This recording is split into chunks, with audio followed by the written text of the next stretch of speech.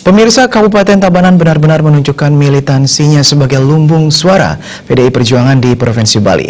Hal ini ditunjukkan dengan dukungan yang semakin meluas dari berbagai desa kepada paslon gubernur dan wakil gubernur Bali nomor urut 1 Wayan Koster dan Cooka Arta Ardana Sukawati. Militansi kader Banting Moncong Putih Kabupaten Tabanan benar-benar ditunjukkan dengan kekuatan luar biasa saat calon gubernur Bali nomor urut 1 Wayan Koster melaksanakan kampanye dan simak kerabat dengan warga masyarakat di kabupaten dengan julukan lumbung beras ini. Militansi dan soliditas Banting Moncong Putih kali ini ditegaskan dari 5 desa di Kecamatan Kediri yang menyatakan kebulatan tekadnya untuk mendukung, memilih, dan siap memendangkan paslon gubernur dan wakil gubernur Bali nomor urut 1 Wayan Koster dan Cooka Arta Ardana Sukawati. Kelima desa itu adalah Desa Belalang, Desa Panggung Tiba, Desa Bengkel, Desa Beraban, dan Desa Pekraman Babakan. Desa Belalang, Desa Panggung Tiba, Desa Bengkel, Desa Beraban, dan Desa Pekraman Babakan. Kami yang bertanda tangan di bawah ini selaku wakil dari masyarakat. 1. Desa Belalang, Kecamatan Kediri Tabanan. 2. Desa Panggung Tiba, Kecamatan Kediri Tabanan. Desa Bengkel, Kecamatan Kediri Tabanan. Desa Beraban, Kecamatan Kediri Tabanan.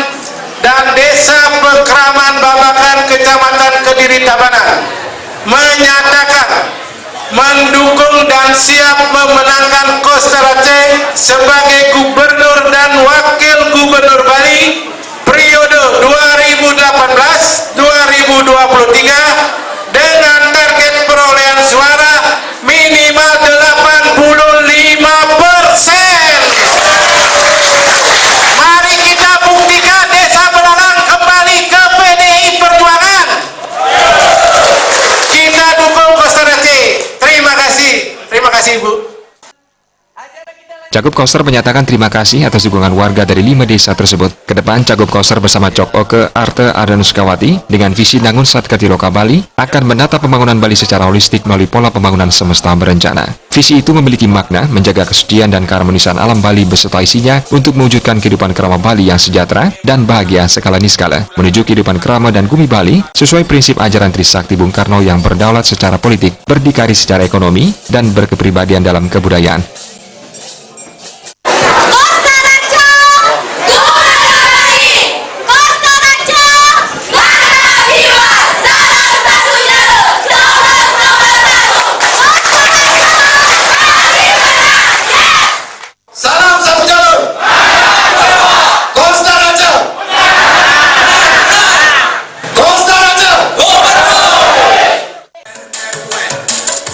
Humas PDI Perjuangan melaporkan.